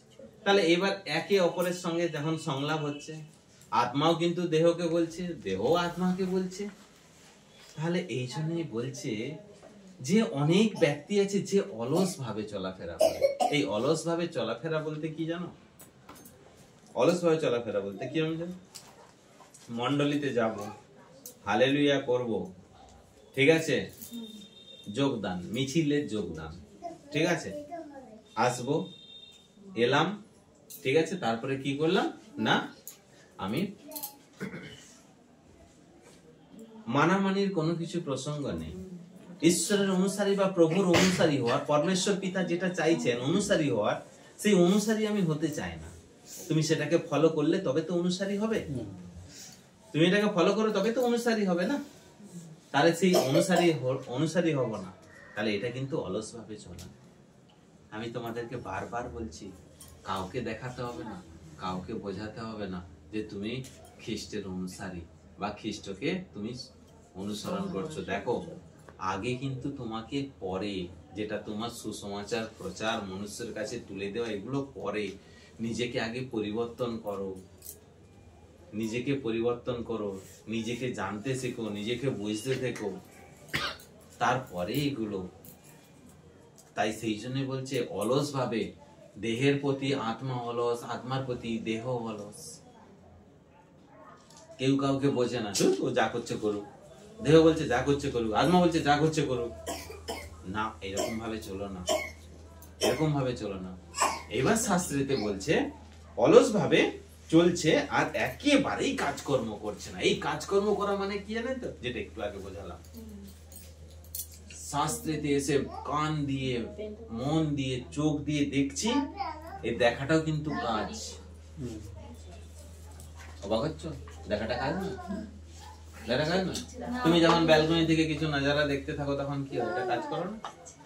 দেখে তো কিছু অভিজ্ঞতা সঞ্চয় করছো, কাজ না? কাজ না? দেখাটাও কাজ, শোনাটাও কাজ, পথ চলাটাও কাজ, রান্না করাটাও কাজ। ভাবছি ওটা তো জানি, রান্না করাটাও কাজ, কারণ ওটা তো সংসারের মধ্যেই আছে। সংসারের যা কিছু সবই কাজ। কিন্তু তুমি চোখ দিয়ে যা কিছু দেখছো ওটাও কাজ, যা কিছু কান দিয়ে শুনছো ওটাও কাজ, যা কিছু মুখে বলছো ওটাও কাজ। চোখের কাজ আমার শরীরে চলে আসে, আমি করছি। হ্যাঁ, তাহলে এখানে বলছে যে একেবারে কাজকর্ম করে না, অলস ভাবে চলছে। তোমাদের মধ্যে কেউ কেউ অলস ভাবে চলছে, একেবারে কাজকর্ম করে না। এই যে সঞ্চয়ের কাজটা, আমি আজকে দেহকে আত্মাকে বোঝাচ্ছি। আমি আজকে জানো তো আত্মাকে দেখো বোঝাচ্ছে কেমন করে দেহ। আজকে না আমি একটা বাইবেলের বাক্য খুব সুন্দর পড়েছি, বাক্যটা না খুব সুন্দর, তুমি কিন্তু এটা অন্তরে রাখো। দেহ কিন্তু বুঝিয়ে দিল, রাখো, এটা কিন্তু একটা কাজ। এরকম বলতে হবে আমাদেরকে। হ্যাঁ, হালেলুয়া। দেহ চোখ দিয়ে দেখছো, কান এবার যে বলছে। আজকে না রাত্রি থেকে বলছি, আজকে না মন্ডলীতে গিয়েছিলাম, কত সুন্দর সুন্দর বাক্য শুনলাম। আত্মাকে বলছি, বাক্য শুনলাম, এটা কিন্তু তোমার কলসিতে রেখো, আত্মাতে রেখে দাও। এটাও কাজ, সঞ্চয় করাটাও কাজ। শুধু অর্থ সঞ্চয় করাটা কাজ নয়, বাক্য সঞ্চয় করাটা হচ্ছে আরো বড় কাজ। নিজেকে পরিবর্তন করা, নিজেকে পরিবর্তন করা, নিজেকে পরিবর্তন করাটা হচ্ছে খুব কঠিন, সহজ, খুবই সহজ, যদি শুধু ব্যালেন্সে আনতে পারে। হ্যাঁ, যদি এই যে ভাবাটা হচ্ছে সব থেকে বড় জিনিস। আমাদের চিন্তাধারাই আমাদেরকে দুর্বল করে দেয়, আমাদের ভাবনা আমাদেরকে দুর্বল করে দেয়, কিন্তু একদমই নয়। দেহ এত সঞ্চয় কলসিতে গিয়ে ভরুক, মানে আত্মাতে গিয়ে ভরুক, যেন তোমার শরীরের অঙ্গ, একটা অঙ্গ প্রত্যঙ্গ যেন সে যেন অলস না হয়ে পড়ে। কান বলছে শুনতে ভালো লাগছে না, হ্যাঁ কম্বল নিয়ে চাপিয়ে ঘুমিয়ে পড়ে। চোখ বলছে আজকে পড়তে ভালো লাগছে না, ভালো লাগছে না। মন বলছে ভালো লাগছে না, পা বলছে না ভালো লাগছে না, যেতে ভালো লাগছে না। এগুলো হচ্ছে অলসের কাজ। তোমাদের মধ্যে আমি বলছি কেউ কেউ, এই কেউয়ের মধ্যে একটা মনুষ্যকে পুরো অস্ত্রোপচার করা হচ্ছে তাকে, তার মধ্যে কি কি কি কি কি আমি বলছি কারোরই দিকে আমি যাব না, কিন্তু তারপরে কিন্তু আছে বিষয়টা আছে, তারপরের লাইনে আছে অন্যের বিষয় নিয়ে ব্যস্ত থাকে সবসময়। নিজের বিষয়ে ব্যস্ত না থেকে, নিজের বিষয় বলতে চোখকে নিয়ে বিষয়, নিজের বিষয়, নিজের বিষয়, নিজের বিষয়, নিজের বিষয়ে, চোখের বিষয়ে ব্যস্ত, কানের বিষয়ে ব্যস্ত, মুখের বিষয়ে ব্যস্ত। নাককে কিন্তু ভুলেও দোষারোপ দেবে না, কিন্তু ও কিন্তু একবারে এক সুরে গায় আবার এক সুরে আসে, ঠিক আছে? এক সুরে গায় আবার তার কোন রকম কোনো কিছু না, ঠিক আছে? ঠিক সেই রকমই একই রকম ভাবে তোমাদেরকে বলছি যে অন্যের বিষয় নিয়ে সে ব্যস্ত থাকে। কেন অন্যের বিষয় নিয়ে ব্যস্ত থাকবো? নিজের বিষয়ে ব্যস্ত থাকো না। এই যখন দেখো নিজের বিষয়ে তুমি যখন ব্যস্ত থাকবে, নিজের বিষয় নিয়ে যখন খুব ব্যস্ত থাকবে, তখন একটা মানুষকে বুঝতে সুবিধা হবে। আমরা কি করি, মানুষকে উপর থেকে বুঝি আর বলছি ভেতরে আমার যা কষ্ট একমাত্র আমিই জানি, তুমি কি বুঝবে দাদা ভাই, মনের কত জ্বালা, তাই না? এটা হচ্ছে সব থেকে বড় বিষয়। যখন তুমি নিজেকে নিয়ে ব্যস্ত হতে থাকবে না, কারণ কেন বলো তো, তুমি আত্মার সঙ্গে দেহটাকে এই যে বোঝাপড়া, একটা মনুষ্যকে যেমন একটা যেমন শাস্ত্র বা আমরা যখন স্কুল কলেজে যখন পড়েছি, একটা বিষয়ের ভেতরের জিনিসগুলো যত পড়ছি তত সম্বন্ধে বুঝছি। তাহলে আত্মা সম্বন্ধে তুমি বুঝেছো কি? এরকম ডিসকাস করলে বুঝতে পারবে। 100%। আমরা কি করি, অপরের আত্মাকে আমরা সঙ্গে সঙ্গে টেস্ট করতে পারবো না, তাকে তো দেখতে পাই না, সে বললে বুঝতে পারবে। তাকে তো দেখতে পাই না, বুঝতে পারি না। কিন্তু দেখো অভিজ্ঞতা হচ্ছে সব থেকে একটা বড় জিনিস। হালেলুয়া। অভিজ্ঞতা, সেই অভিজ্ঞতা আমি কারো জীবন নিয়ে খেলবো না, অধিকার নেই। কারো জীবন নিয়ে খেলার কোনো অধিকার নেই। যত রিসার্চ করার নিজের জীবন নিয়ে রিসার্চ করতে থাকো, যত রিসার্চ করার নিজের জীবনে রিসার্চ, যত শেখার নিজের জীবনে শিখতে থাকো, কিন্তু অপরকে গাড্ডায় ফেলে তুমি শিক্ষা নিতে যেও না। অপরকে প্রবলেমের মধ্যে ঠেলে দিয়ে নিজে কোনোদিনও শিক্ষিত হতে যেও না, ও শিক্ষার কোনো দাম নেই। যত রিসার্চ করার নিজের দেহকে নিয়ে রিসার্চ করতে থাকো। তারপরে হবে কি, আমরা মনুষ্যকে যদি একটা রাস্তা দেখাই, তার আত্মাটাকে বুঝতে পারবো এবং তাকে সঠিক তোমার ভান্ডারে যা কিছু জমা আছে সেইখান থেকে, সেই কলসি থেকে তুমি একটু একটু করে জল দিতে থাকতে পারবে। বোঝা গিয়েছে কথাটা? বুঝতে পারলাম কথাটা? দেখো এখানে বলছে, আমরা শুনতে পাচ্ছি তোমাদের মধ্যে কেউ কেউ অলস ভাবে চলছে আর একেবারেই কাজকর্ম করছে না, একেবারেই কাজকর্ম করছে না। এই কাজকর্ম তো আমরা বলবো, হ্যাঁ প্রভুর প্রার্থনার মধ্যে তোমরা কাজকর্ম করবে না, দুদিন পর আমিও বলবো, হয়তো 25 ডিসেম্বর আসছে, তাই না? ওটা তো একটু প্রোগ্রাম মেনটেন করার জন্য, কিন্তু ভেতরের যে প্রোগ্রাম সেটাকে মেনটেন করার জন্য নিজেকে পুরো প্রহরী হতে হবে, নিজেকে পুরো দেহরক্ষী হতে হবে, প্রহরী হতে হবে, সবকিছু হতে হবে। Hallelujah, hallelujah. বরং অন্যের ব্যাপার নিয়ে ব্যস্ত থাকছে, দরকার নেই, একদমই না। এই বাক্যের মধ্যে আমরা কিন্তু পড়বো না। না পড়বো না, পড়ে দেখো না, পড়বো নাকি? অন্যের বিষয় নিয়ে ব্যস্ত, অন্যের বিষয় নিয়ে শাস্ত্রে গেছে, বরং অন্যের ব্যাপার নিয়ে ব্যস্ত থাকছে। মানে সে একবারে প্রতিশ্রুতি করে নিয়েছে, জীবনে যতদিন জান থাকবে ততদিন আমি ব্যস্ত থাকবো অন্যের ব্যাপার নিয়ে। কিন্তু না, অন্যের ব্যাপার নিয়ে ব্যস্ত থাকার সম্পূর্ণ গল্প স্টপ। আজকের পর থেকে বা এই মুহূর্তের পর থেকে অন্যের বিষয় নিয়ে তোমাকে ব্যস্ত হতে হবে। Hallelujah, hallelujah. 12 বাক্য বলছে, আমাদের প্রভু যীশু খ্রিস্টের হয়ে আমরা এই রকম লোকদের আদেশ ও উপদেশ দিচ্ছি, তারা যেন শান্তভাবে কাজকর্ম করে, নিজেদের খাবার নিজেরাই জোগাড় করে। বুঝেছো? ইন্ডিপেন্ডেন্ট হতে হবে, স্বাধীন, নিজের খাবার নিজেকে জোগাড় করতে হবে। বাবা মা যেমন বলে দেয়, এত বড় করে নিয়েছি এখনো উপার্জন করতে পারছিস না, এত এই হয় না ওই হয় না, বলে তো উপার্জন করার জন্য বলে। নিজের খাবার নিজে জোগাড় করো, নিজের সঞ্চয়টা নিজে করো। আমি কি রেখেছি দেখার দরকার নেই, তোমার কি রেখেছি দেখার দরকার নেই, তাই তো নাকি? না আশা রাখবো, না আশা রাখবো। ও মাসিমা, তুমি বোবা হয়ে গেছে না? নিজের আমরা আশা রাখবো যে কে কি রেখেছে, নিজের খাবার নিজে জোগাড় করো। আজকে দেখো, তুমি চিন্তা করে দেখো, আমরা যদি প্রত্যেকে যদি এই যে আত্মার যে খাবার, আত্মিক যে খাবার, এইগুলোকে যখন আমরা জোগাড় করতে থাকবো, নিজের জোগাড়টা নিজে করতে থাকবো, পরমেশ্বর যা রেখেছে সেটা তো আছেই। আমরা যদি লুক সুসমাসে যাই, বাবার সম্পত্তি আছে তো পাবো। একটা কথা বলছিলাম, তাহলে এই জগতের কথা বলছি, না, আমি আদমি পরিবারের কথাই বলছি। তাহলে আমার খাবারটা আমি সঞ্চয় করছি। এবার যদি তার মধ্যে কেউ যদি কোনোভাবে খাবার সঞ্চয় করতে না পারে, তা সেখানেও কি কোনোভাবে সাহায্য করা যায় না? 100%। আমি কিন্তু আগে বলেই দিলাম অলসতার বিরুদ্ধে। আগে আমাদেরকে ফার্স্ট মানে মেন্টাল ভাবে প্রিপেয়ার্ড হতে হবে। আমাদের আজকে যে শিক্ষাটা পেলাম দেহ এবং আত্মার বিষয়, এরা দুজন ব্যক্তি হয়ে যাবে। হতে পারে তুমি, তোমার নাম পিয়া থাকবে, ঠিক আছে, কিন্তু দুজন ব্যক্তি হয়ে যাবে। এবার তুমি যখন সেটাকে সঞ্চয় সঞ্চয় সঞ্চয় সঞ্চয় সঞ্চয়, দেখো সবাই যদি খাবার জোগাড় করতে থাকে, তোমার ঘরেতে কেউ কোড়া নাড়তে আসবে? এই কথাই বলছি। তাহলে সেখানে কি তাকে সাহায্য করবো না? আমি কি বলছি, আগে আমি ওটা আমি second option. First priority, first গুরুত্ব আমাকে এটা দিতে হবে যে আমরা যদি সবাই যদি খাবার জোগাড় করার জন্য যদি আমরা রেডি হই, প্রস্তুত হই, তাহলে কি হবে? সুন্দর হবে।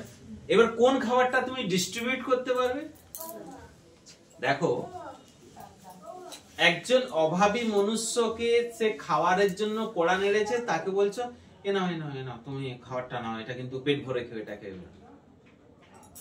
আর মনে করো পিঙ্কি দিয়ে গিয়েছে, তুমি একটা ভালো রেসিপি বানিয়েছে, ইনি বলছে আমি একটা ভালো জিনিস বানিয়েছি, তুমি বলছো ভালো, তুমি এটা টেস্ট করো না, এই একটা উল্লাস। দুটো কিন্তু আলাদা, ডিফারেন্ট, মানে খাবারের কোয়ালিটিও ডিফারেন্ট, আর হচ্ছে মানে মেন্টালিটিটাও হচ্ছে কিন্তু ডিফারেন্ট হয়ে যাবে। ঠিক আছে, আমি ওটা বলছি। যখন সবাই খাবার জোগাড় করতে থাকবে, তোমার খাবারের ফ্লেভার আলাদা হবে, আমার আলাদা হবে, এনার আলাদা হবে, এনার আলাদা হবে, এনার আলাদা হবে। এবার যখন এই খাবারের যখন একটা মানে কি হবে, একটা প্রতিযোগিতা তো আমরা করবো না, কারণ আমরা তো প্রতিযোগিতা করবো না, মানে জাস্ট একটা যখন প্রোগ্রাম একটা বানাবো যে কে কেমন খাবার রেডি করতে পেরেছে, সেই দিন দেখবে তোমার পরিবেশন, তোমার খাবার থেকে যখন একে খাওয়ানি, বাহ ইয়া খুব সুন্দর বানিয়েছো, তো শর্মা বলছে বাহ তুমি তো খুব সুন্দর বানিয়েছো। এই বাহটা মানুষ বলতে পারে, কিন্তু তার ভেতরে থাকা যে সেপারেট হয়ে গেছে আত্মা, সে কিন্তু আওয়াজ দিচ্ছে বাহ। এটা কিন্তু ঈশ্বরের তরফ থেকে হবে, এটা ঈশ্বরের তরফ থেকে। এইবার হচ্ছে অভাবী মনুষ্যকে খাবার দেওয়া, আর যার কাছে স্টক আছে তাকে খাবার দেওয়া, দুটো জিনিসের মধ্যে ডিফারেন্ট, সমস্ত কিছু কিন্তু ডিফারেন্ট।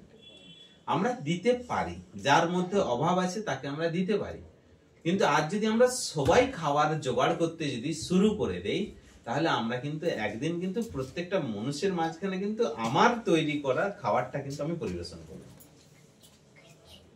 যদি বলি আজকে আমি পরিবেশন রেডি করেছি, খাবার তৈরি করেছিলাম, রেডি করেছি, তোমাদেরকে দিয়েছি, জানি না কেমন লেগেছে, সুন্দর, দারুণ লেগেছে। ঠিক আছে, বিষয়টা হচ্ছে সেটা, বিষয়টা হচ্ছে সেই জায়গাটা, বিষয়টা হচ্ছে ওই জায়গাটা। এখানে শাস্ত্র, আমি 12টা আবার রিপিট করছি, আমাদের প্রভু যীশু খ্রিস্টের হয়ে আমরা এই রকম লোকেদের, কোন রকম লোকেদের? যারা অলস, এই রকম লোকেদের আদেশ ও উপদেশ দিচ্ছি, তারা যেন শান্তভাবে তারা যেন শান্তভাবে কাজকর্ম করে নিজেদের খাবার নিজেরা জোগাড় করে। দেখো, সবসময় আমাদের কিন্তু অ্যালার্ট থাকতে হয়। অ্যালার্ট বিষয়টা কি না, সতর্ক থাকার বিষয়টা কি জানো তো? সাপোজ মনে করো অন্যের অভাবী দেখে তুমি তাকে খাবার দিতে গিয়েছো, তোমার মুখের উপরে দুটো কথা বলে দিল, তুমি হাতে যেটা নিজের হাতে তৈরি করে যে রেসিপিটা বানিয়েছো, ওই কথাটা শুনে তোমার নিজেরও খাওয়ার এনার্জি চলে যাবে। বুঝতে পেরেছো? তাহলে তুমি কি করো, না খাবো না, আমার মন ভেঙে গেছে, আমি খাবো না। খাবারটা খুব সুন্দর লেগেছিল, প্রথম 1 চামচ তুমি টেস্ট করেছো, খাবারটা খুব সুন্দর লেগেছে, কিন্তু যখনই তুমি একটা আঘাত পেলে না, ওই খাবারের পুরো টেস্টটাই কিন্তু বদলে গেল তোমার কাছে। তুমি তখন কি করবে? খাবারটা নষ্ট করে ফেলবে। আমি চাই না তোমাদের নিজের হাতে গড়া যে খাবার, নিজের তৈরি করা খাবারটা তুমি কিন্তু নিজেও খাও, এবং যারা যারা যারা যারা যারা রেসিপি তৈরি করছে, যারা নিজেদেরকে প্রস্তুত করছে, তাকেও খাও। এবং অভাবী মানুষ যখন তোমার কাছে চাইবে তখন তুমি দাও। শাস্ত্রেতে লেখাও রয়েছে একটা মনুষ্যকে ফেরাতে গিয়ে যেন তুমি নিজে যেন না গর্তে না পড়ে যাও। ইয়া শুনতে পেয়েছো? একটা মনুষ্যকে ফেরাতে গিয়ে যেন তুমি নিজে না গর্তে পড়ে যাও, সেই বিষয়ে অ্যালার্ট থাকতে হবে আমাদেরকে, সেই বিষয় নিয়ে অ্যালার্ট থাকতে হবে আমাদের। এই জন্যই বলছে যখন কোনো মানুষ সাপোজ মনে করে এখানে আমরা যদি যতজনই বসে থাকি না কেন, ম্যাক্সিমাম হয়তো 80% মানুষ আমরা খাবার সঞ্চয় করছি, 20% মানুষ খাবার সঞ্চয় করছে না। আমরা কোন সময় আমরা দেখেছি আগে খাবারটা দিতে যাওয়ার আগে দেখেছি, জিজ্ঞাসা করেছি কেন তুমি খাবার তৈরি করনি, কেন খাবার জোগাড় করনি তুমি, জিজ্ঞাসা করি? আমরা কিন্তু হামদর্দি হয় আমাদের, হামদর্দ, ঠিক আছে, একটু দয়া আছে, আমি তৈরি করলাম ওর কাছে খাবার নেই, ওকে কি দেবো না, ও একটু খাক না, কি আছে। ওই জন্য বললাম নিজের প্রতি কঠিন হতে হবে, অপরের প্রতি কোমল হতে হবে। আবার এমনই কোমল হও যাতে তোমাকে না ভেঙে না দেয়। আর যদি তুমি কঠিন হয়ে থাকো, নিজের প্রতি কঠিন হয়ে থাকো, তাহলে কিন্তু তুমি কিন্তু অপরে যদি তোমাকে ভাঙে তুমি কিন্তু ভাঙবে না। আর নিজে কোমল, অপরে যদি সেখান থেকে আঘাত পাও তাহলে কিন্তু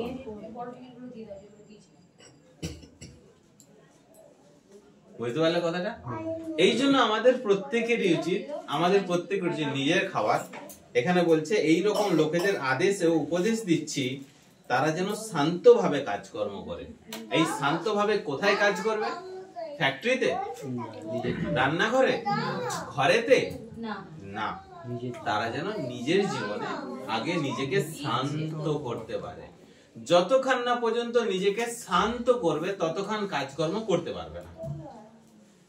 শান্ত যতক্ষণ না নিজেকে করে ততক্ষণ পর্যন্ত, কিন্তু মাঝে কিন্তু আমার কিন্তু মনে আছে, কিন্তু তুমি কিন্তু 16 নভেম্বর সাক্ষী দিয়েছো, তোমার প্রচুর রাগ,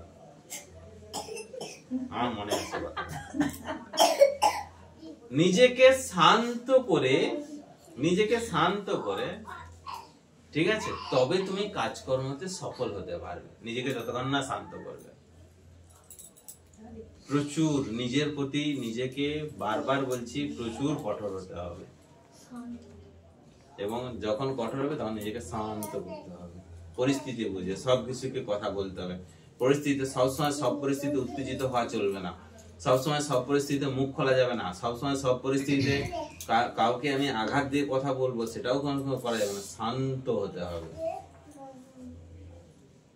আজ নয় তো কাল সুফল তুমি নিজে দেখতে পাবে, কিন্তু তুমি যদি অশান্ত হয়ে থাকো কাল কিন্তু সুফল কিন্তু পাবে না। কারণ এখানে বলছে শান্তভাবে কাজকর্ম করে, শান্তভাবে কাজকর্ম করতে হবে। আগে শান্ত হতে হবে, তারপরে আমাদেরকে এই কাজকর্ম করতে হবে। খাবার সঞ্চয়ের যে কাজটা সেটা করতে হবে এবং নিজের খাবার যেন নিজেরাই জোগাড় করে। Hallelujah, hallelujah, hallelujah. 13 বাক্য বলছে ভাইরা ভালো কাজে ক্লান্ত হয়ো না। কে কে ক্লান্ত? শীতকালে গ্লুকন্ডি দেবো না কিন্তু, ক্লান্ত হয়েছে খাও না। কি খাও? চা, কিছু খাই না।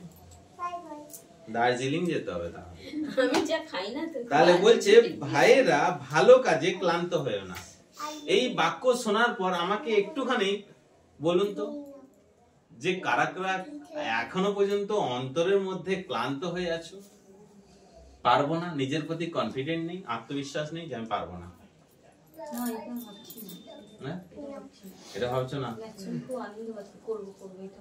ভালো কাজে ক্লান্ত হয়ে না।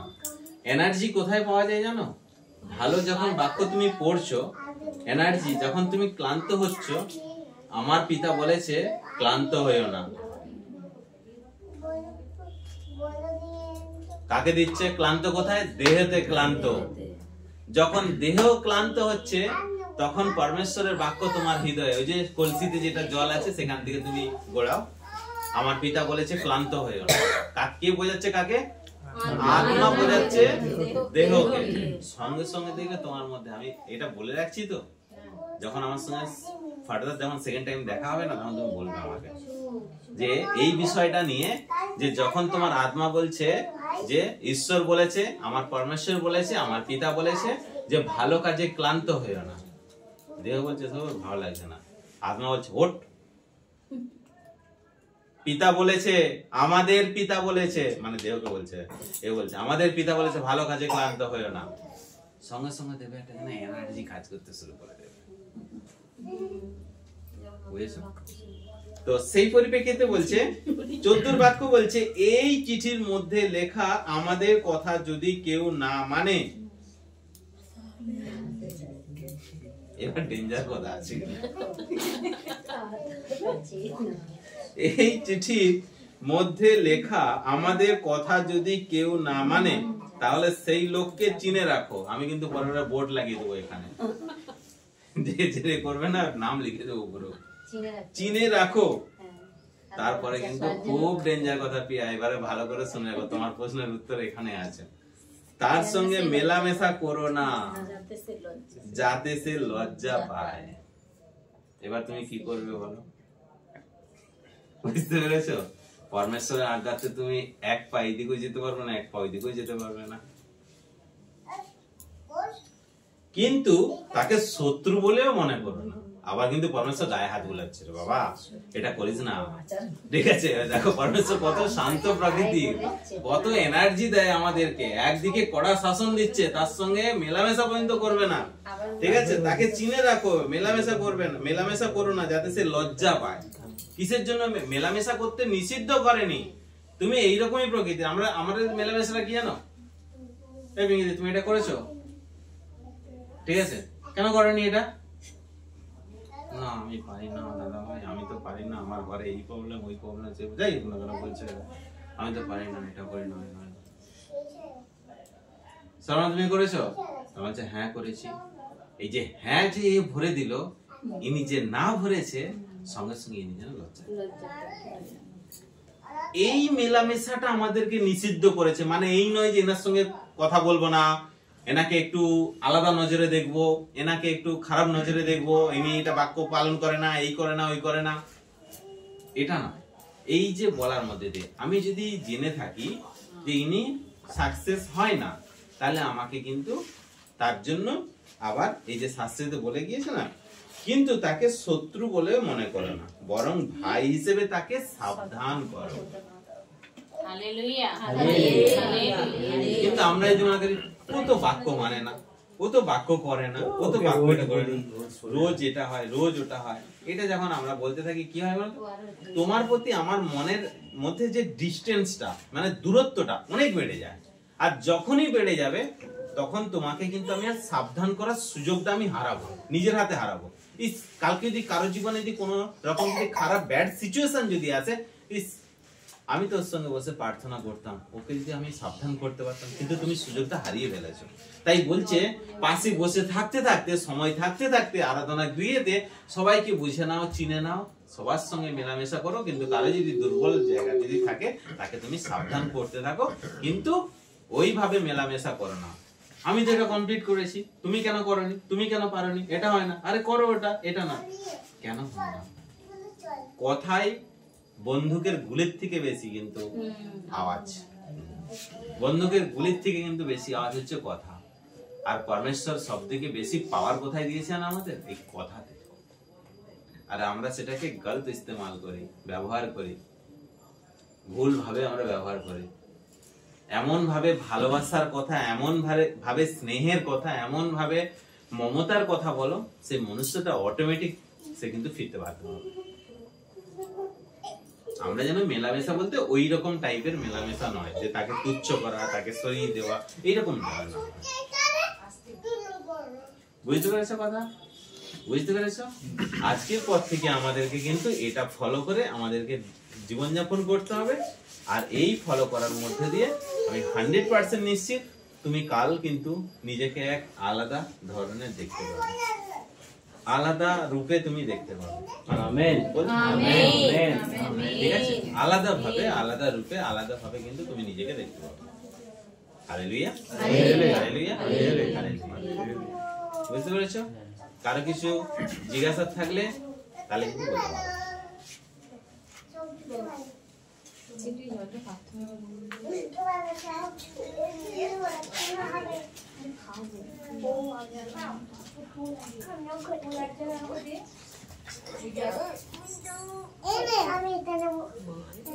আবার চলে আসবে।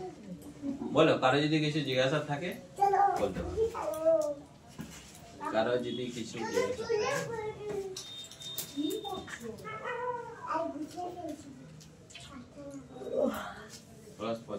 দাদা ভাই কিন্তু এই এই যে খুব সুন্দর বাক্য মানে খুব ভালো লেগেছে, এইগুলো সবকিছু বুঝলাম, কিন্তু আত্মাতে যখন সঞ্চয় করবো মানে কিভাবে বলে রাখবো, মানে এটা আমি বুঝতে পারছি না ঠিক। দেহ, ওই জন্য বলছি না, আগে তোমাকে সেপারেট করতে হবে, যে তোমাকে নিজেকে বুঝতে হবে। দেহ আলাদা, আমার আত্মা আলাদা। ঠিক আছে? আমি আজকে বাক্য শুনলাম বা চিনলাম, ঠিক আছে, বা বুঝলাম, আমি হয়তো একটা বাক্য পড়ছি, খুব সুন্দর লাগছে বাক্যটা পড়তে গিয়ে, দেহ দিয়ে পড়ছি, চোখ দিয়ে পড়ছি, আমি আত্মাকে বলছি আজকে কিন্তু আমি কিন্তু একটা বাক্য পড়লাম, মানে আমার মনটা কিন্তু ওখানে চলে গেছে, মানে আমার কমেন্টস হচ্ছে মুখেতে যে আজকে কিন্তু আমি একটা বাক্য বললাম, এই বাক্যটা কিন্তু আমি এই কলসিতে কিন্তু রাখলাম, আমি কিন্তু হৃদয়ে রাখলাম, এটা স্টোর করলাম। দেখো কমেন্টস হচ্ছে এমনই বিষয়, ওখানেই বসে বসে বলতে হবে। ওখানেই বসে বসে বলো না, মানে ওখানেই বসে বসে। এই যে দেখো, আমি বারবার তোমাদের কাছে বলি, দাউদ এত ভুল কাজ করেও ঈশ্বরের চোখে এত সুন্দর হলো, এত সুন্দর একটা জায়গা পেয়ে গেল। ঠিক আছে? তাহলে তুমি চিন্তা করে দেখো কি করে করেছে। মন্ডলীতে বসে না, মন্ডলীতে বসে বসে, ঠিক আছে, মানে এটা আমার মানে ছিনিয়ে নেওয়ার মতো একটা বিষয়। বাক্য তো ছিনাতে পারবে না, কিন্তু মানে যখন বাক্য প্রয়োগ হচ্ছে, সেটা নিচ্ছে, এটা আমার এটা আমার, এটা রাখলাম। আমাদেরকে শুধু না এই জন্য বাক্যতে বসাচ্ছ না, মুন্ডি হিলালে হবে না, না মানে যখন লাগছে তখন আলাদা আমার বলে মুন্ডি হিলালে হবে না। বাক্য যখনই শুনতে পাচ্ছ, বাক্য যখনই ভালো লাগছে, সঙ্গে সঙ্গে কার কি লাগলো, কার কি বুঝলাম, আমার জানার দরকার নেই। ঠিক আছে? আমি সঙ্গে সঙ্গে মানে ওটা আমার জীবনে, ওটা আমার জীবনে। দাউদ করছে এটা আমার, এটা আমার, এটা আমার, ঝোলা ভরে নিয়ে দৌড়ে যাচ্ছে। তখন একজন ব্যক্তি বলছে, কি গো দাউদ, সব হারিয়ে তুমি এত কিছু আনন্দিত? না, আমার সব অভাব মোচন হয়ে গেছে, মন্ডলীতে গিয়ে আমার সব অভাব মোচন হয়ে গেছে। বুঝতে পেরেছো? এইরকম ভাবে তোমাকে কমেন্টস দিয়ে দিয়ে সবকিছুকে সঞ্চয় করতে হবে। এবার আত্মা এবার কি করবে? যখন তুমি সঞ্চয় করে নেবে না, আত্মা এবার পুরো দেহকে পরিচালিত করবে। চোখ হয়তো একটা ভুল কাজে চলে গিয়েছে, ঠিক আছে, ভুল কাজে চলে গিয়েছে, তখন কিন্তু আত্মা কিন্তু আগেই তুমি স্টোর করে নিয়েছো যে আমি কোনো খারাপ কিছু দেখে আমি কোনো কিছু রাখছি না, এটা করবো না, ওটা করবো, সবকিছু নিয়ে। এবার ভুল জায়গায় যদি তোমার চোখ চলে যায়, তুমি হয়তো দেখে না, মানে সে বাইপাস হয়ে যাওয়ার মতো বিষয়টা হয়ে যাবে, তোমার আর হৃদয়ে লাগবে। অনেক সময় কি, ও এটা দেখেছি, এটা এইরকম, জানো শর্মা, এটা না এইরকম হচ্ছিল, আস্তে আস্তে এটা দেখেছিলাম, মানে কি আমার স্টোর আছে বলে আমি তোমাকে উগড়ে দিচ্ছি, শোনাতে দিচ্ছি, আর আমি জানি না শর্মাকে আমি কোন পথে নিয়ে যাচ্ছি। বিষয়টা বুঝে দেখো, কেন আমরা এটা করব। এই জন্যই শাস্ত্রেতে লেখা রয়েছে, এই জন্যই শাস্ত্রেতে লেখা রয়েছে, কি লেখা রয়েছে? কেউ তো স্বীকার করুক, পাপীদের মধ্যে প্রধান হচ্ছে আমি। আমি যদি না আজকে একটা প্রসঙ্গ দাদাকে জানাতাম, দাদা বলছে আমি তো জানিই নি এটার অর্থ কি, আমি তো জানিই না, কোনো কিছু জিনিস জানি না। দাদা প্রেমের সঙ্গে কথা বলতে বলতে দাদা ফট করে বলছে, প্রেম বলছে দাদা এটা মানে কি? বলছে আমি তো জানি না, আমি তো শুনেছিলাম সেই জন্য বলে দিয়েছি। প্রেম বলছে, প্রেমও কথা না বলছে, বলতে বলতে প্রেম আবার কাউকে একটা বলে দিল। এই করতে করতে ঘুরে ঘুরে একটা জিনিস মনে রেখো, আমি যদি এখান থেকে শুরু করি, এখানে গেল, এখানে গেল, এখানে গেল, এখানে গেল, এখানে গেল, এখানে গেল, এখানে গেল, এখানে গেল, ঘুরে কিন্তু তোমার দিকেই আসবে। সেই দিন যদি তুমি দুঃখ পাও, সেদিন কিন্তু দুঃখ পাওয়া উচিত না। হয়তো কোনো একটা কটূক্তি বলো, আমি কাউকে বললাম, বা কোনো একটা খারাপ প্রসঙ্গ, খারাপ কথা আমি একটা প্রসঙ্গ বললাম, ঘুরে ঘুরে ঘুরে ঘুরে কিন্তু এলো। এবার তুমি যখন আমাকে থ্রো করছো তখন আমি বলছি তুমি কেন বললে এটা আমাকে, কিন্তু তুমি কিন্তু জানো তুমি কিন্তু উৎস ছিলে। আর শাস্ত্রেতে লেখাই আছে ঘুরে কিন্তু তোমার কাছেই কিন্তু আসে। সেদিন দুঃখ পেলে কিন্তু হবে না। তাহলে যদি দুঃখ যদি মনে করে যে ঘুরে আসবে আমার কাছেই, ঠিক আছে, তাহলে আজই বন্ধ করে দাও তোমার জীবন থেকে, আজই বন্ধ করে দাও। এবার তোমাদের মেন্টালিটি ঘুরছে আমি তো বন্ধ করে দেবো, কিন্তু অন্য কেউ যদি বলে, আগে তো আমি বন্ধ করি, আজ যদি আমি বন্ধ করি কাল ইনি বন্ধ করবে, 6 মাস পর ইনি বন্ধ করবে, 2 মাস পর উনি বন্ধ করবে, তাই না? আমাদেরকে এই প্রসঙ্গগুলোকে নিয়ে একটুখানি ভেবে দেখতে হবে। বুঝতে পেরেছো সবাই? বোঝা গিয়েছে? কোন হালেলুয়া হালেলুয়া হালেলুয়া, ধন্যবাদ প্রভু যীশু মসিহ, ধন্যবাদ প্রভু যীশু মসিহ, ধন্যবাদ প্রভু যীশু মসিহ, ধন্যবাদ স্বর্গীয় পিতা, ধন্যবাদ স্বর্গীয় পিতা, ধন্যবাদ স্বর্গীয় পিতা। Amen amen amen.